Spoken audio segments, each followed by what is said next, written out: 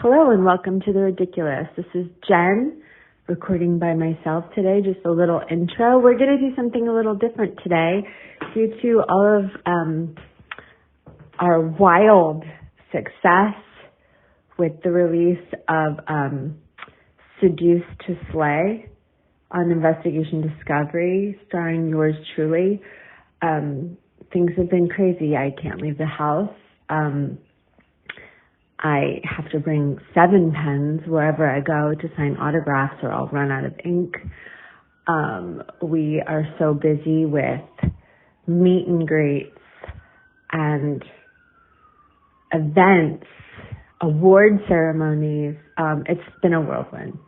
But we thought that we would bring you guys the episode that started it all. Episode 5 of Dumb Love, which was recorded 4+ years ago. We were mere babes in the podcasting world, so please forgive the quality of the show. But this is the episode that where we talk about the Melissa Brado story. So we wanted to re-air it today as a treat, and we will be back next week with more ridiculous list for you. Ridiculous, ridiculous, ridiculous.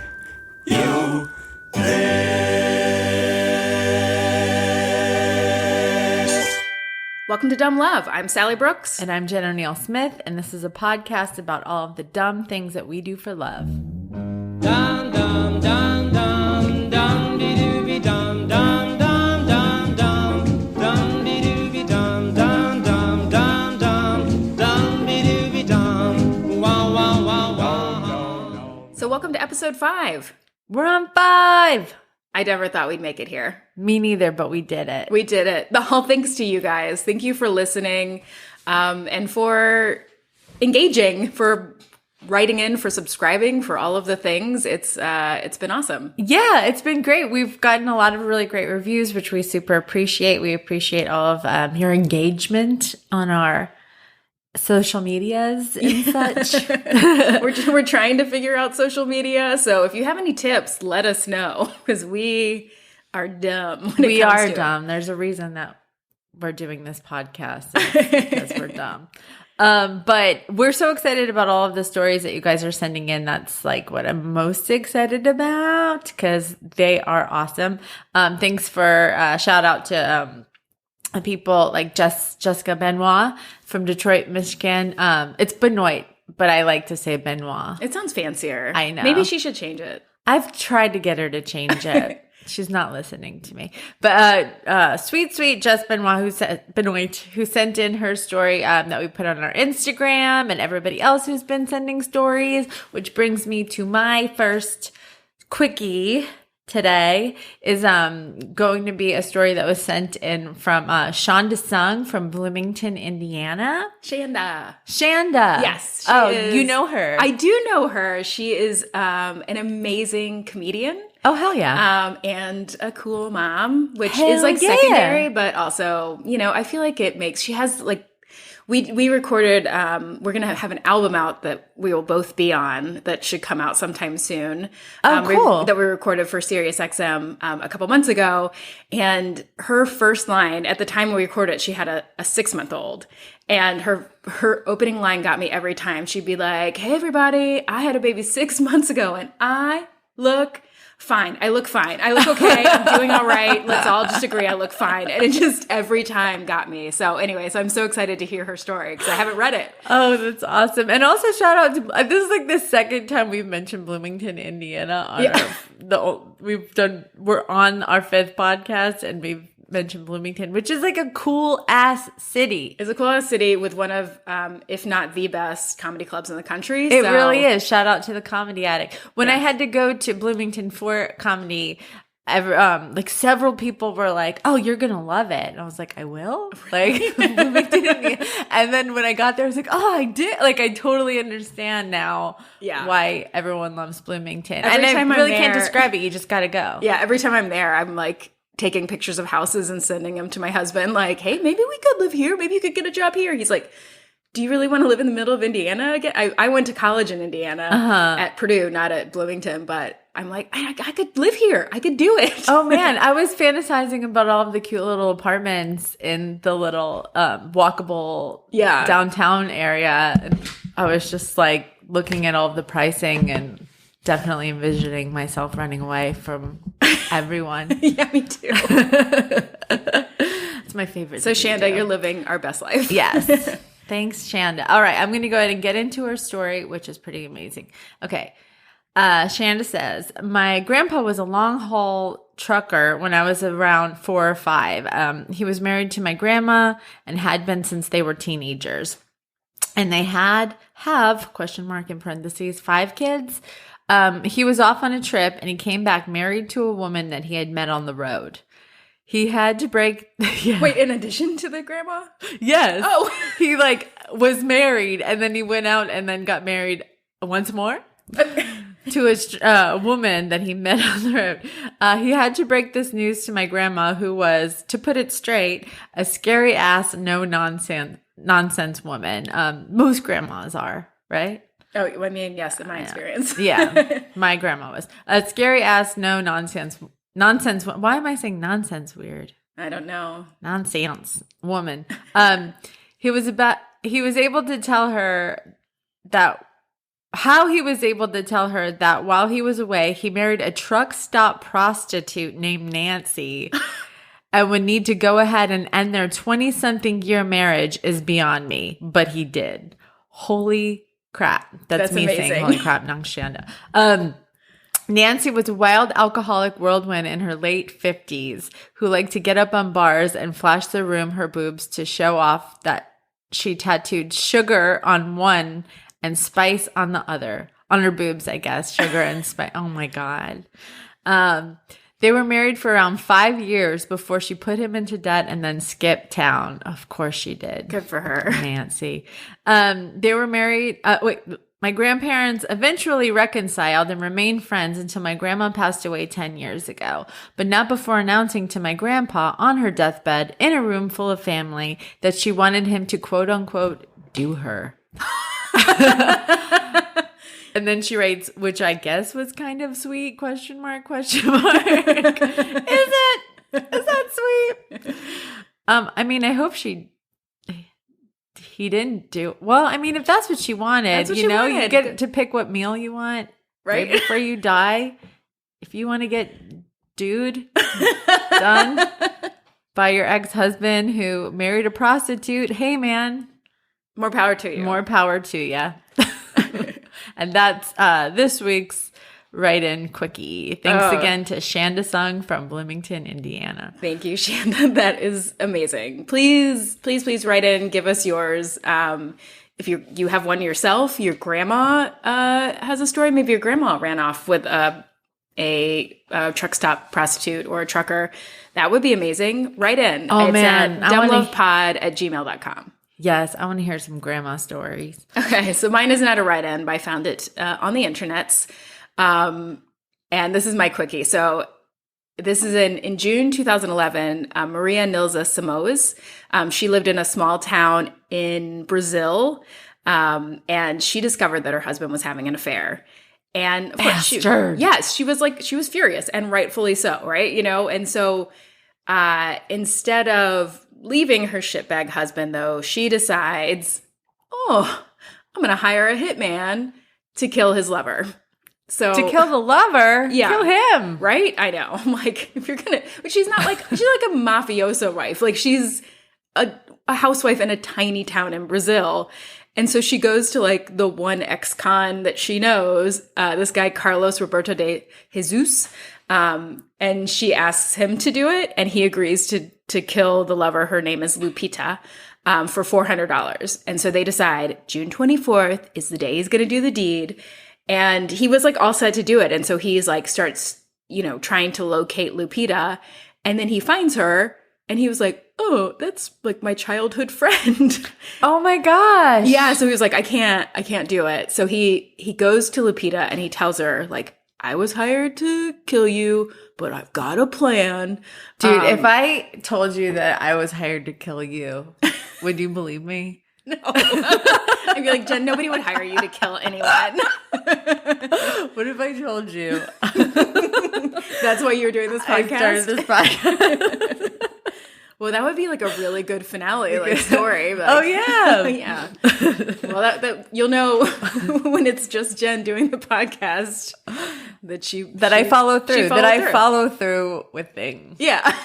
When Jen commits, she commits. If you hire me to do a job, I will do it.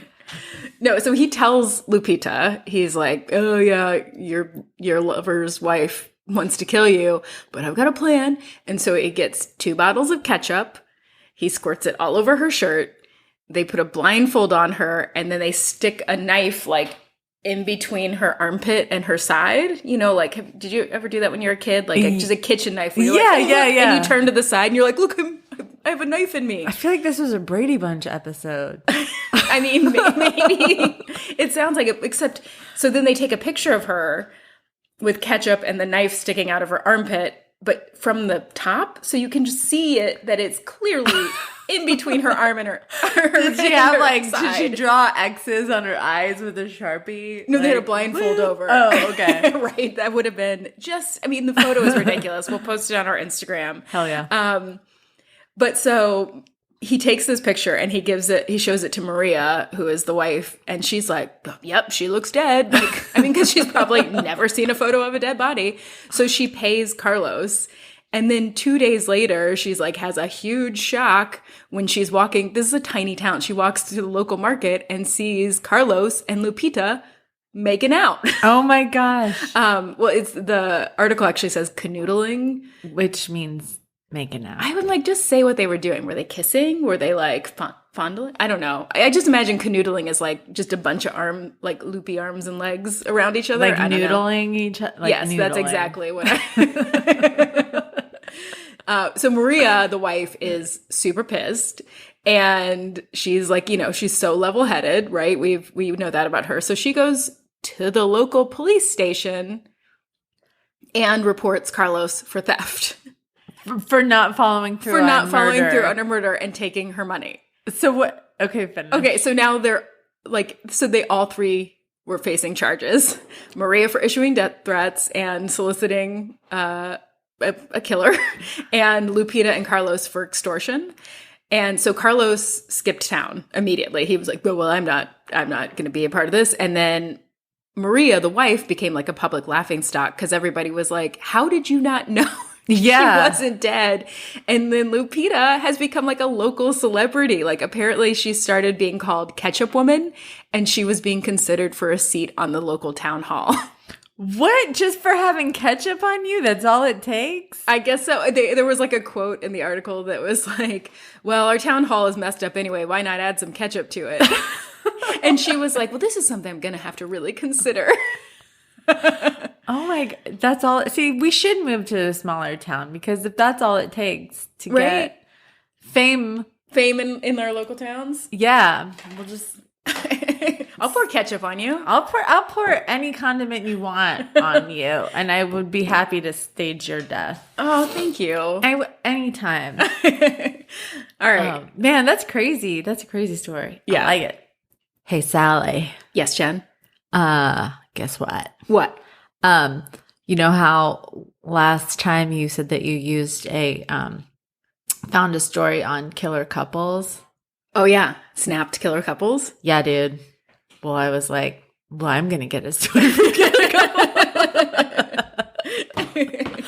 Copycat. Sounds dope. To be fair, I did do extra research, but most of it comes from an episode of Snapped Killer Couples. I mean, it's a great resource. It's an amazing it's a well of information. yeah. So this is the story. My long story, I'm gonna do the not so nice love story. Is about a couple named Melissa Brado and James Bellinger. Melissa goes by Missy, so I'm gonna call her Missy for the duration of the story. It's not that you guys are like best buds. No, I don't know her personally. You're like, I mean, her good friends call her Missy. But I do know that she prefers to be called Missy, so I'm going to do her that Okay. courtesy. Okay, so growing up, Missy didn't have a lot of friends. She lived in Alpina, Michigan. Okay. Alpina? I have no idea. Alpina. It's a, Alpina. it's what you I want think it to that's be. my typo. I think it's Alpina, but I'm gonna Okay. Alpina, Michigan. Are you sure it's not just Alpine? Probably. So growing up, she didn't have a lot of friends. She was kind of a troublemaker. She was always getting into trouble and fought with her parents a lot. Her dad worked on boats and was never home. So it was just like her mom, and her 4 other siblings. And so she didn't really get a lot of attention as a kid, which is probably why she acted out. And so when she was a teenager, she finally made a friend, if you will. His name is 13-year-old Jason Bellinger. And they quickly fell in love and became best friends. It was a real Romeo and Juliet type situation. At 13, Yeah, 13. Okay. Hey, that's how old Romeo and Juliet were. Yeah, but they weren't real people. Yeah, but I mean, Claire Danes and Leonardo DiCaprio were real. That's right. So I don't understand your point. I'm sorry. but I'm sorry. anyway. I'm sorry I even suggested that was a work of fiction. I apologize. 13 is a totally normal age. So they were 13 To fall in love. and you didn't fall in love at 13. Like, you didn't have crushes at 13. Oh, yeah, sure. Totally. But not real love. You think you're in love. But No, the first guy I kissed was at summer camp. His name was Kevin Gears. And neither of us, it was both of our first kisses, and neither of us knew how. So we just basically open mouth, kissed Clam? fish. like no tongue, just moving our mouths, I guess, the way we thought that people would. And then I was later when I turned 16, I was a counselor in training at that summer camp. And one of the girls in my cabin was 11 or 12, and she was talking about her boyfriend, Kevin Gears. And I was like, what? I was like, who is your boyfriend? Is he from, I can't remember, whatever town in Ohio? And she was like, yeah, he thinks I'm 14 though. And I was like, oh my God. Oh my God. Scandal. Scandal. So what did you do? Did you tell him? I was no longer in touch. It wasn't because back then you didn't have cell phones and stuff. Yeah, and also we met when we were 12, so this is 4 years later. Oh my God. So he was making out with an 11-year-old? Yeah. Dude. When he was 16. But he didn't know. He thought she was 14. I wonder if we should change the name. Schmebenschmears. Schmebenschmears. So as not to have him retroactively arrested for... Well, I guess he was a kid too. He was a kid too. He didn't know. Oh my God, that's crazy. Yeah. So yes, kids. I of course I had crushes and thought that I was. I remember talking on the phone with my middle school boyfriend Max, which I just realized is also my son's name. I know. It's like, what? Weird. And for hours and hours and hours, and yeah. Yeah. So let's give these Missy and Jason a break then, eh? Okay, I'm sorry. I'm just kidding. They were in love. Okay, they were in love. True love. I get it. Just like me and Mevin Mears. Mevin Mears. She met 13-year-old Jason Bellinger. And Jason actually, according to everyone on the show, they were very pro-Jason in this story, which I'll get to later. I don't know if I really am feeling it. I feel like, I don't know when Killer Couples was made, but it feels very sexist. Yes, it does. It just feels very slut shamey. Totally. Yeah. We'll get into this a little more at the end of the story because okay. I have feelings. I have feelings on it. But yeah, so they say, oh, Jason came from a good family and he was pretty straight and narrow and he got good grades, but Missy was a wild child. Oh, so she is the one who corrupted him? Yeah, totally. So she was the bad influence on him, and Jason's parents were really upset about like the change in his behavior. He was like sneaking out at night to go see her, yada yada. He didn't sound like he did anything that terrible that like 13-year-olds do, but whatever. So his parents made him break up with Missy by moving out of the town completely, moving out of Alpina. So they moved like just to keep them away. And Missy, of course, was devastated. Yeah. Because that was her boyfriend. So she then turns to drugs and alcohol and drops out of school. And then she had a one-night stand and got pregnant. And so she really wasn't being so young. Addicted to drugs and alcohol. She couldn't really take care of her daughter. So her parents got custody of her daughter. So over time, she kind of turned to her next door neighbor for guidance. And it was a 69-year-old man named James Orban who would just kind of sit outside. You know those old people that just sit outside in their chairs and they talk to everyone? Yes. He was that guy. So he was a retired factory worker, and after months of talking to him or whatever, they ended up striking a big friendship.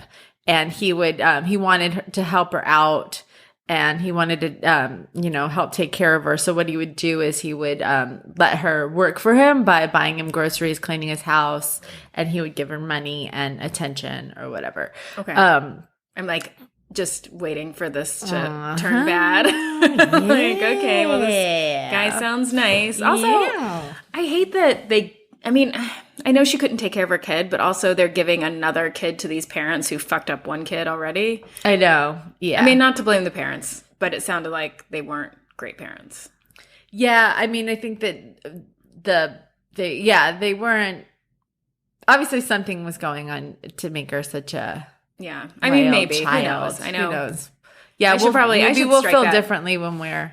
Yeah. When we have teenagers. Yeah, and I'll be like, oh my God, this was like, because I said that on the podcast. Well, because I was a terrible ass kid, teenager. I was the worst teenager you can imagine. Were you really? I wouldn't say my parents were like, it wasn't really their fault. Right. Yeah, I was the worst. What did you do bad stuff? Yeah. I definitely, I started smoking at 14 and smoking weed at 14 and drinking. I'm putting this all on the podcast, but my parents already know this now.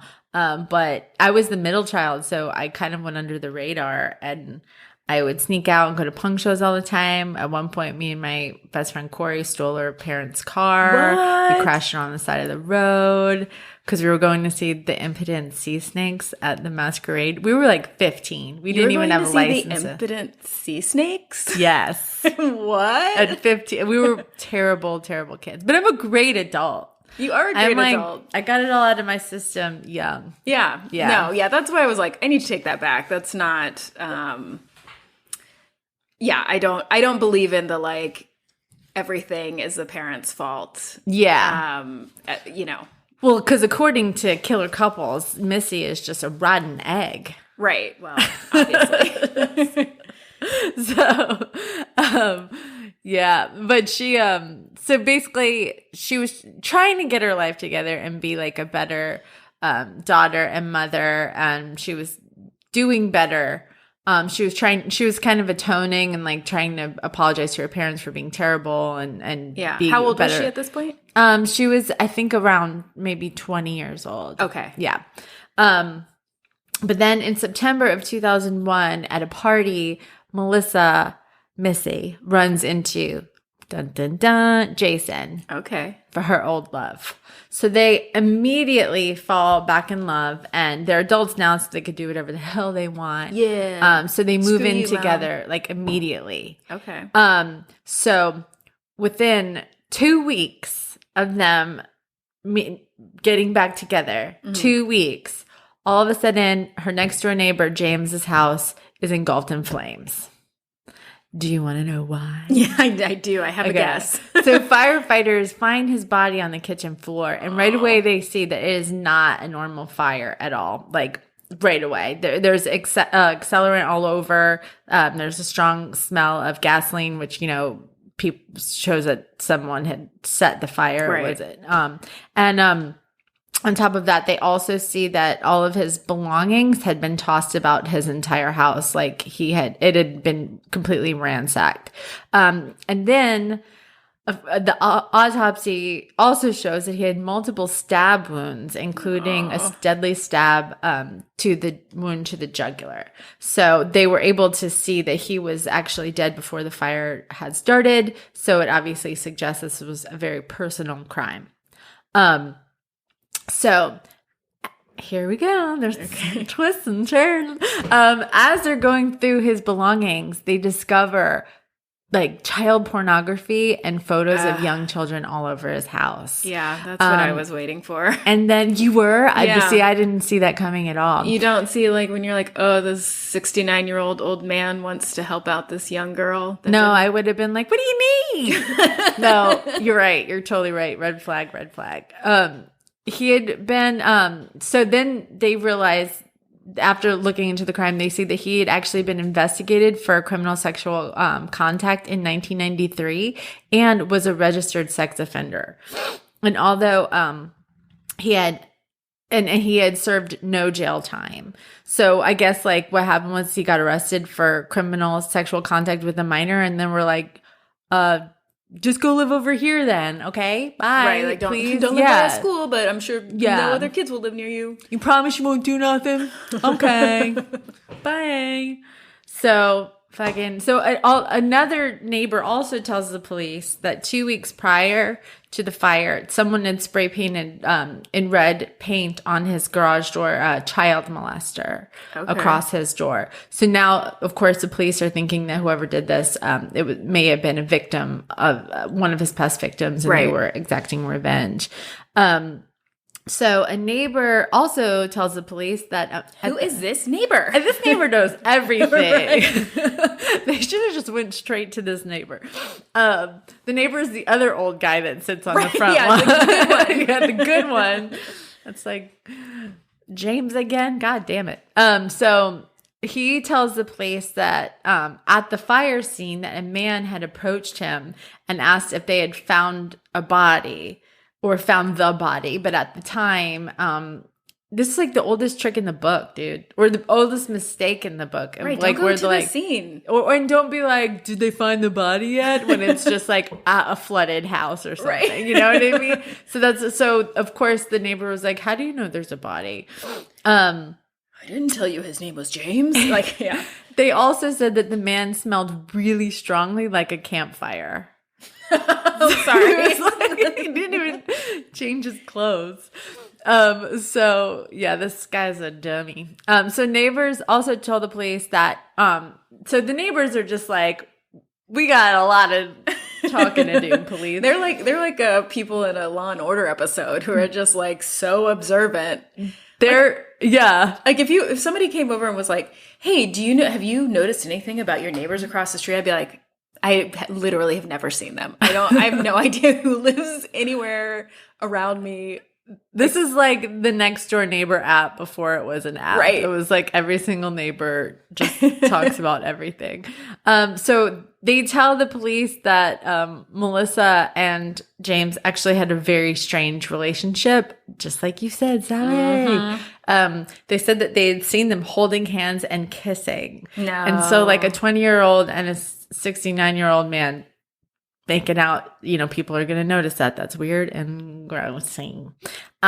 So Melissa, so police, of course, interrogate Melissa. Missy says, I keep calling her Melissa. Now I'm rude. I'm rude. So rude. You guys are buds. I know. So Missy had actually said that she had known him since he was a child. And she said that she knew that he was a child molester, but that they were just friends. Oh, cool. Okay. Cool friend, dude. It's like one of those things. Like we all have to look past the flaws of our friends, And then guess what? Another neighbor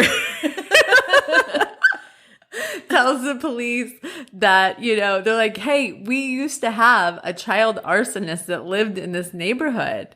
And guess who the arsonist was? Missy's boyfriend, Jason. Jason was the arsonist. Jason, the good kid, Jason from a good family. Totally. That's what I'm saying. Like, whoever wrote this Killer Couples episode is like, you're forgetting when you're going on and on about what an awesome person Jason was, and Missy like turned him and ruined him. He was a fucking child fire starter. He was Drew Barrymore fire starter. And she was getting her life together, and then she met him, and then he fucked her up. Yeah. Okay. So police so when they find out that, he used to start fires, they call him interrogate him, and he tells them that him and Missy had he tells them that him and Missy had just gotten married the day before. Okay. So so the fire starts and then they go and get married. Okay. So then he says that he knew that he was a sex offender, and that he would just throw stuff at his house when he was a kid, but that he had nothing to do with the fire. And the police are like, yeah, I don't know if you're telling the truth. And also, you have some blood stains on your hat, dude.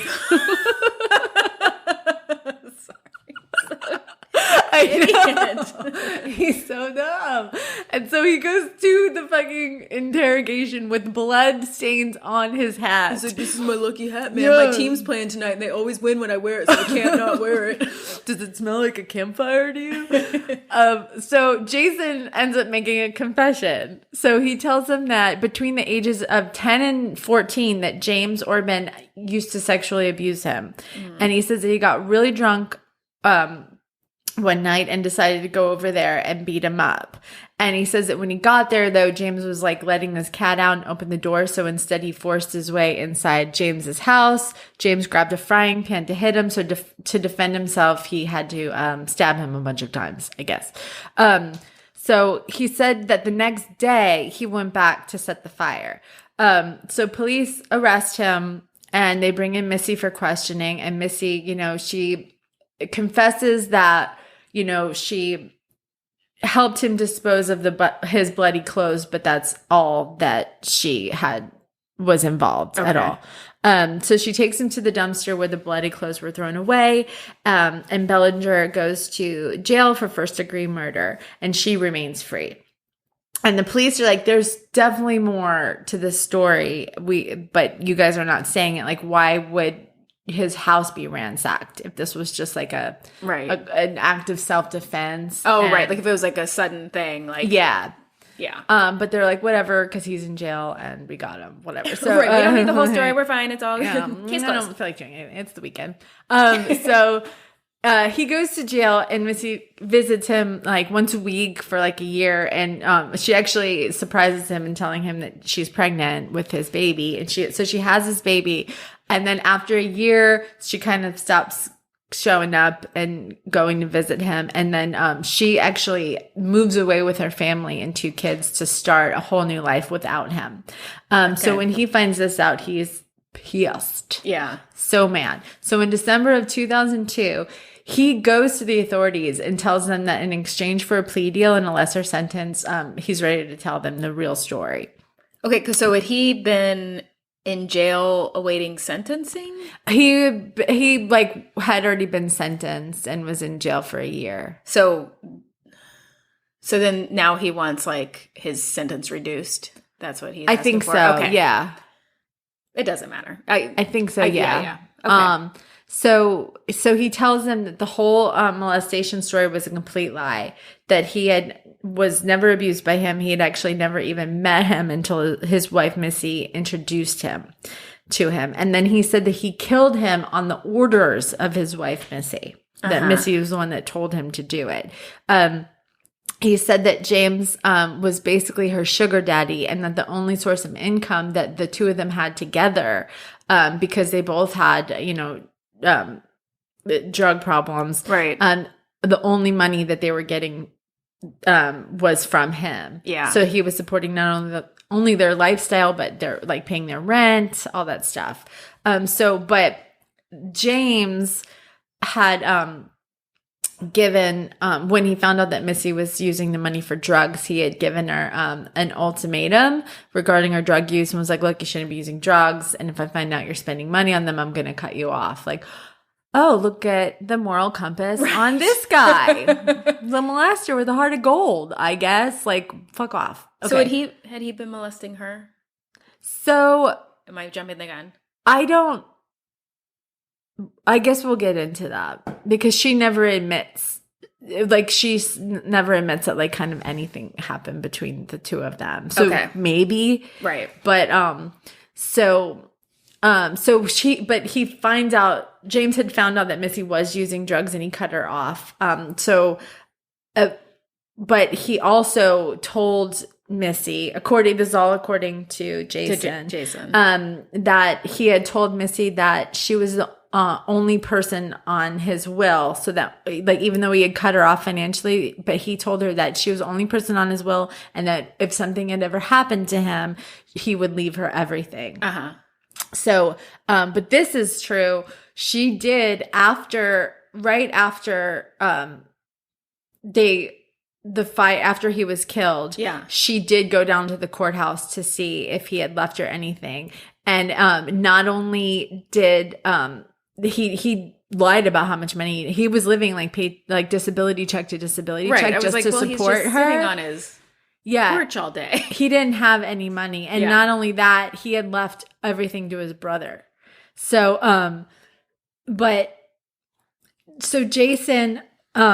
Jason says that when he cut her off, she immediately started plotting his murder, and that she is the one that suggested that they get married because she watches a lot of true crime TV like us, and told him that if they get married that they can't testify on each other, marital privilege or whatever, which is only sometimes true. There's a lot of rules around that. So anyway, so she goes and she finds out that she's not getting any money anyway, which womp, womp, womp. But then that also explains why the house was ransacked. They ransacked it to look for any kind of money or whatever. So when he tells them, she immediately gets arrested, and she goes to court, and in court, she finds out that marital privilege, a few years earlier in her state was modified. So I don't really quite understand this part. I couldn't wrap my head around it. They said it only applies to the testifying spouse and not the defendant. So Jason was able to be the prosecution's star witness against Missy. Yeah. And then her lawyers, claim that she had nothing to do with it. And then he says she definitely did. And there really wasn't very much evidence at all showing that she did, besides her going down to the courthouse, but they still found her guilty on all accounts, and she'll be in jail for the rest of her life. And he, got a lesser sentence and will be out sooner than she will, even though he's the one that stabbed. That actually did the crime. Yeah, so the way that marital privilege works is that the... Oh, yeah, you're a lawyer. Don't quote me on these things, because it's been a really long time since I practiced any law. Is that you can only invoke it. So it's not automatic. You can decide whether or not you want to invoke marital privilege. So because he decided to testify, she couldn't invoke it on his behalf. She couldn't say, no, you can't testify against me because you're my husband. But he could say, no, I'm not going to testify against my wife. Does that make sense? Gotcha. Yes, so that's what it means. Like, it goes on the witness, not on the defendant. Oh, gotcha. Okay. Okay, so is there more? No, so that's pretty much it. That's how it ends. And it's a sad story. And I mean, she's definitely responsible for her actions, and he's responsible for his actions. Right. But she's not responsible for his actions. Right. Yes. Yeah. And the whole episode, even at the very end, one of the guests on the show or whatever, I think it was his prosecution's attorney, prosecuting attorney or whatever, or would like prosecuting her, Yeah. made some comment like, yes, what he did was terrible, but like what she did was far worse. She manipulated and used and took money from this man who was a child molester, by the way. Right. And like,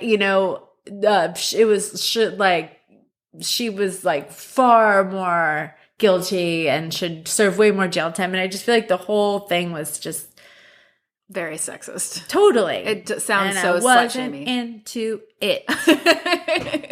I am not into this murder. Not into this murder. This was not a fun one. Everybody was bad. I hated it. Everyone was bad. Not a good person in the lot. No, but they were in true love at 13. So Jen, Yeah. This This was a real Romeo. And this is kind of like, remember Romeo and Juliet, like nobody wins, everybody dies. everybody dies. It's a sad tale of woe. That's right. It's exactly the This same. is what this is. This is Shakespearean. This is very Shakespearean.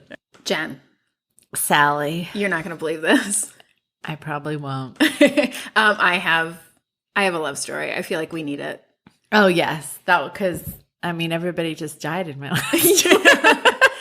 Well, listen, this is not all sunshine either, but Okay. it is. It's a true love story, and I sent you a message to tell you like I'm so excited to tell it, and I really hope that I do it justice. I'm sure you will. Because I think it's important, and like only because this is our podcast, like I'm going to insert myself into this story, even though I have nothing to do with it, but I just am like very tangentially related to it. Like, okay. It takes place in it takes place in Cincinnati, Ohio, which is where Ben and I lived for like 6 years. We moved there after we hiked the Appalachian Trail. And we both went to grad school at University of Cincinnati, and we bought our first house there and then owned it for 10 years after we moved because we couldn't sell it. But it's like where I started comedy. It's where I think Ben and I both still think of it as like our home, even though we only really lived there for 6 years. But anyway, so we love Cincinnati. But so this is a story of Jim Obergefell and John Arthur. You know it? No. Okay, so Jim and John like to joke that theirs was like love at third sight. So they had met twice in the early 90s when they were like in their mid-20s at a bar called Uncle Woody's in Cincinnati, which also they didn't have a love connection the first two times they met. Like they met and they were like, oh, okay, he's nice, whatever. But Uncle Woody's is also right across from the Cincinnati College of Law, which is where I went to law school. And it's also where I almost got arrested because after my first finals, I was like standing in a group of people on the front porch of this bar, which is like right on the road, who were all smoking pot. And this cop came up to the circle and was just like, really? Like it was like a bunch of like people in law school who should know better were just like, he was like, come on guys. And we were like, oh. But you were not partaking. You were just standing there. Yeah, I was just standing there, just like chatting. Right. I was just chatting. No, yeah. So so dumb. But so that was like the college, my law school hangout was this bar. So Uncle Woody's didn't do it for him. I get it. It's a total dive. But like the third time they met was at a mutual friend's party. And Jim says like, that was it. He says, I never left. Like, so they were like inseparable. They moved in together right away. They both came from like a large Irish Catholic family. And by the time Jim came out, his mom had already died, but everybody else in his family was just like, yeah, we knew. We knew. And John had a little bit of a harder time. His mom and his siblings were fine and happy for him, but his father, he had a strained relationship. And so it took a little bit longer, but he said eventually he did come around. So Jim was like the quiet, serious one. But everybody said that John was like just super charismatic and he had like this wicked sense of humor. And so years go by and they were like the kind of couple where everybody said their name like together in one breath. Like it wasn't just Jim or John, it was Jim and John or John and Jim. Yeah. Oh, yeah. John. Yeah, it doesn't really work that way. You can't really do Jim and John. And they even they actually worked together in IT. And sometimes they worked at a couple different companies together. And sometimes their desks were next to each other. They They rehabbed old houses together. They had the same friends. They had the same hobbies, and people just thought of them as like a solid, quiet couple. They were together for like 22 years. And so then in 2011, when he was just 46, John started falling down. And he was referred to a neurologist who diagnosed him with ALS. No. Yeah, it was devastating. They were devastated. And John declined pretty quickly. So by the summer, he was walking with a cane and then a walker and then like a manual wheelchair and then a remote wheelchair. How old is he? 46. Oh, no. Yeah. So they moved out of their 2-level home and into a 1-level condo. And by early 2013, John was bedridden and he was receiving hospice care. But Jim says he was never angry. He was never self-pitying. And Jim was like, I was the one who was angry, but it was hard to stay mad and ask why me, why him, when I saw John being so good about it, just like being like, this is what it is. And I'm going to live my life the best I can while I have it. So they had been together for over 20 years, but they had never married because gay marriage was not legal in Ohio. And they just didn't want to have like some kind of, they didn't want to be symbolic. They wanted it to have legal weight. So in 2013, the Supreme Court struck down a key portion of the Defense of Marriage Act, which gave same-sex couples who were married the same federal benefits in states where same-sex marriage was legal. They now were able to get federal benefits. So when Jim saw this news, he leaned over, he kissed John on the head and said, let's get married. But it still wasn't legal in Ohio, so they had to go to another state to get married. But John was bedridden. And so a friend suggested Maryland, it was legal. So at this point, it was legal in, I think, 33 or 34 states. But they decided to go to Maryland, but John was bedridden. They couldn't drive. They couldn't take a commercial flight. So the only option they had was a medical flight. And when friends and family found out that what their plan was, the friends and family ended up funding the entire $13,000 of the trip. So on July 11th, they got on a plane with John's aunt, Paulette Roberts, who had become ordained online to perform the ceremony. And they flew to Baltimore. And then while they were still on the tarmac, she performed the ceremony. Oh my God. So they didn't ever even leave the plane. Wow. They were just like in Maryland. So they held hands. They stared into each other's eyes. John struggled to speak, but he managed with this ring, Ivy Wed. And then they kissed and they were officially husband and husband. And the plane took off and headed back to Cincinnati. And so Paulette said, the aunt said, if marriage vows mean anything, those two were more married than anyone I've ever known. So a few days after the ceremony, a neighbor mentioned the wedding to a civil rights attorney, Al Gerhardstein, who a few of my friends actually from law school worked for in Cincinnati, and when I worked for the federal judge I worked for, he was actually in court. Like we saw him like every week because that is kind of where the federal civil rights courts go to. So that the judge I worked for was a federal judge. And so, and he's like known in Cincinnati for being like the civil rights attorney. He knew they had a problem. He knew that the state of Ohio would not recognize the marriage and would not list Jim as John's surviving spouse on his death certificate. And so Jim and John agreed with Gerhardstein that they wanted to file a lawsuit. And so a federal judge, Timothy Black, who I also knew from my time in the courts, which I was like so proud when I found all this, like, I was like, oh, I know those people. They're so cool. So he ruled in their favor and said the state of Ohio has to recognize this marriage and put, when John dies, they have to put Jim as a surviving spouse. And the decision was like so controversial that a Republican lawmaker called for Judge Black's impeachment, which he was not. But good. But so John died a few months later, and because of Judge Black's decision, Jim Obergefell's name was listed on the death certificate as a surviving spouse. But then Ohio appealed the ruling, and the appeals court overruled the decision. So Jim and Al Gerhardstein appealed to the Supreme Court.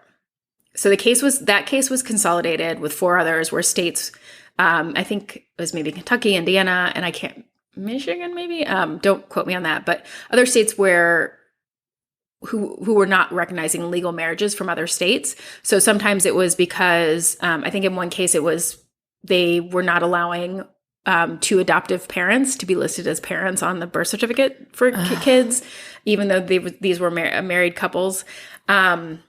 So this was like a consolidation of 4 cases, but it was Jim who was the named plaintiff. So the case became known as Obergefell versus Hodges.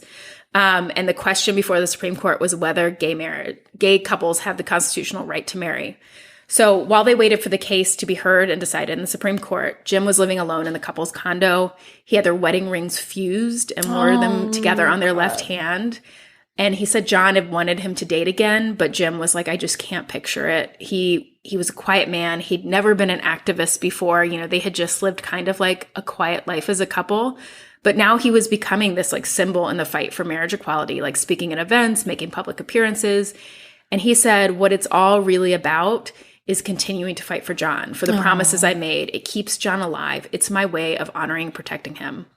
He said, it's hard to put into words how to grasp that our decision to stand up and say, this isn't right, is going to affect so many people.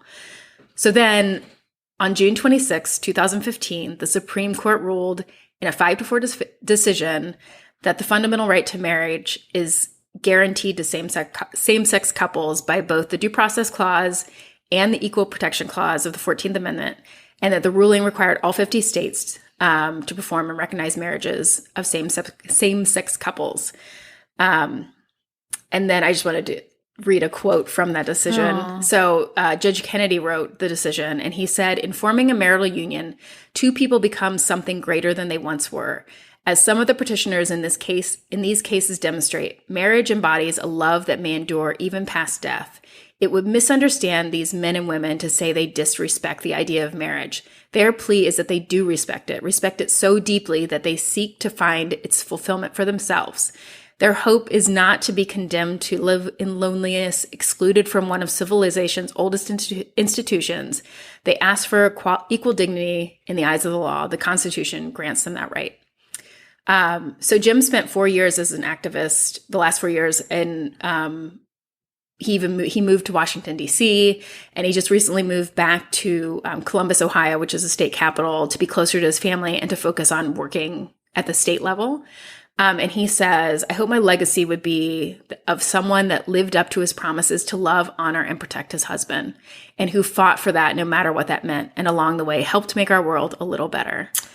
So that's the story of John Arthur and Jim Obergefell. I love that story. Yeah, who just, took it was just a little thing for them. Like their love grew into this big thing that, he is the reason why, many couples can now get married. Yeah. So I remember when that decision came down, I was actually on a plane. I was leaving my friend Erin's house to go to Cleveland to do shows. And it came I was on the plane, looking at my phone past the time when you're supposed to turn it off. And I saw the news and I wanted to say something on the plane. Did and you I was yell it out? No, I was crying, but I was oh, I'm not supposed to have my phone on. So I didn't say anything, but I just was it was such an amazing flight just to be this is happening. And I was why am I so emotional? And then a day later, I found out that I was pregnant. Well, it was an emotional day. It was an emotional day, very regardless. Valid. I mean, what an amazing day that was. And so many of my, same-sex couple friends who were ceremonially married, right, but not legally, for them to then be able to go legally get married. My friends Seth and Rob I believe they were the 5th couple. They actually the anniversary was just a few days ago. Yeah. And they reposted the story they were the 5th couple in the state of Georgia to be legally married. That's amazing. And I remember that they had it was televised all day long. Yeah, and I was couldn't stop watching it. Oh my God, just tears the whole day. It was just so beautiful and so amazing, and I'll never understand why someone would fight that or argue it or try to keep it from happening. Right? It's so crazy. That. Yeah. Great story. Oh, I love it. Good. I hope I did it justice because I was really excited to do it. It's such an amazing, like, I just wanted to do it justice. So I hope I did. Yeah. All right. So now, we talked a lot on this episode. So we're going to do our, real quick, something that's dumb and something that we love. This week, my something that is dumb is, the test isn't dumb. It's called Everly Well. It's actually pretty convenient. You can take it at home. If you want to send me some money, Everly Well, for the shout out. But you like prick your own finger and you do a blood test and then you send it in and it'll tell you what foods you are allergic to. And the dumb thing is that it came back that I definitely am very reactive to dairy. Boo. So no milk, no cheese, no fun stuff. So that's pretty dumb. And I'm staring And grapes, right now. right? And grapes. Oh God, yeah. I was like, Sally was with me when I read the results, and I was like, well, thank God. It's like milk, cow's milk, and yogurt, and cheese, and then it said grapes, and then I went and coffee, Yeah, and then coffee. which that sucks bad, dude. That's such a bummer. And so when I went home and I told my husband how it came back, I was like, well, at least it didn't come back like wine. And he was like, hey, idiot. Grapes are wine. Yeah. I was like, why is it all my favorite thing? So it's very dumb. And I don't like it. But something that I love, there's a new show on HBO. It's called Euphoria. Have you watched it yet? I have not. Damn, it's so good. I mean, it is like, it's real scandalous. Yeah. NSFW. I had to read it aloud in my head. Not safe for work. Don't watch it in front of your kids. Okay. It's even a little uncomfortable to watch it in front of your husband. But it's so good and so well written. And if Zendaya, is that how you say her? I think it's Zendaya. Is it Zendaya? If she doesn't win an award for her acting on this show, then I don't even want to live anymore. But she's absolutely like, she'll blow you away. She's amazing. So check out that show. Also, Okay. HBO, if you want to send me some money, James, I'll take it. I'll Anyone take who your send money. us money, we'll totally take it. We would totally take it. What about you, dude? Okay, well, my dumb thing, it made me think a couple episodes ago, or maybe last episode. I'm sorry, I don't remember, but we've done so many episodes now. We're professional. We're profesh. You had asked if I ever accidentally texted the wrong person, and I was like, I don't think so. But it made me remember that. So this is my dumb and thing I love. But so my two best friends, Erin and Grace, we do every day, like pretty much we use the Marco Polo app. Do you know What is that? so it's just like a video messaging app. Like you can we'll like, instead of like texting, which we were doing, we just like send each other video messages like while we're walking or whatever. And it's like, it has been so amazing because Erin lives in Colorado and Grace lives in St. Louis. And it's like really like made us so much closer, and we get to it's like you actually know what everybody's doing every day, and you get to see the places they're going Like and hang out. Yeah, it feels like we're hanging out, and it's like our audio diaries. Like I really feel like I've gotten like worked through a lot of stuff by like kind of just talking about it. I'm like, oh, I didn't realize I was upset about that until I started talking about it to you guys. But it's been really amazing. And I'm so grateful for it, for like our friendship has like just deepened so much, even though we were already really close. But So Marco Polo, if you want to send Sally some money. yeah, I did totally do an ad for you. But the dumb thing it made me think of was that a couple times, but one in particular where I just pressed I thought I was like ending it, but I pressed start. And there was one message where I was like poloing while I was like in the car, and it's just like me, like they just got like a 5 minute of me just like Were you just singing in the car? That's my worst nightmare. No, that's is what they were like. You actually didn't do dumb stuff, but I'm like, I watched it and I was like, oh my god, I'm like, yeah, like checking my hair and doing. Thank God that's all you did. Right? Man, if someone, like, there used to be a show on, I can't remember what channel it was, but it was a hidden camera show where they would put hidden cameras in people's cars to hear them singing to Yeah. themselves. What a violation. If that, like, that's my biggest nightmare is that I have a hidden camera, Like a camera somewhere. in my car, and they hear me belting out to Sia Chandelier. Oh, they would just hear me being like, fuck you, get on, move on, take a turn. Like honking. I'm such a rageful driver. I would rather them hear me say "fuck you," get out of my way, than to hear my terrible singing voice. Only few have heard it, and I do it to make them laugh. Yeah. But oh my God, if it was on camera, I would just die. I have some goals now. Man, so that's your dumb thing, but that's pretty. Man, you got off easy. I know I did get off easy because Yeah. yes, I am. Like, I talk a lot to myself in the car, but I had to watch it to be like, did I? Oh no, God, did what I? if you were like, "You're a winner, Sally. You're gonna pumping get myself them. up. You're the best, Sally. You can do this. Make that audience your bitch." I mean, Man. and now that you're revealing my pre-show like pump up, all Pre-show right. jams. Oh my God. Well, dude, great episode. I'm so proud of us. We did it again. We did it again. We just nailed it once again. A perfect episode. Perfect 10. You guys, please, thank you so much for listening. It really is. We're so grateful that you're giving us your time. That is like the most precious thing you could give us. So I hope you're enjoying it while you're walking or in the car or whatever you do while you're listening to podcasts. But please share us with a friend. Find us on Facebook, Instagram, and Twitter at Dumb Love Podcast, and email us at dumblovepod@gmail.com. And thank you guys for listening. And subscribe and like and rate and review. We ask a lot of you. We're Yeah. asking like a million. If you could just do one, we'll be Just your do best one friend. thing. Just do the one thing. Just subscribe, rate, and review.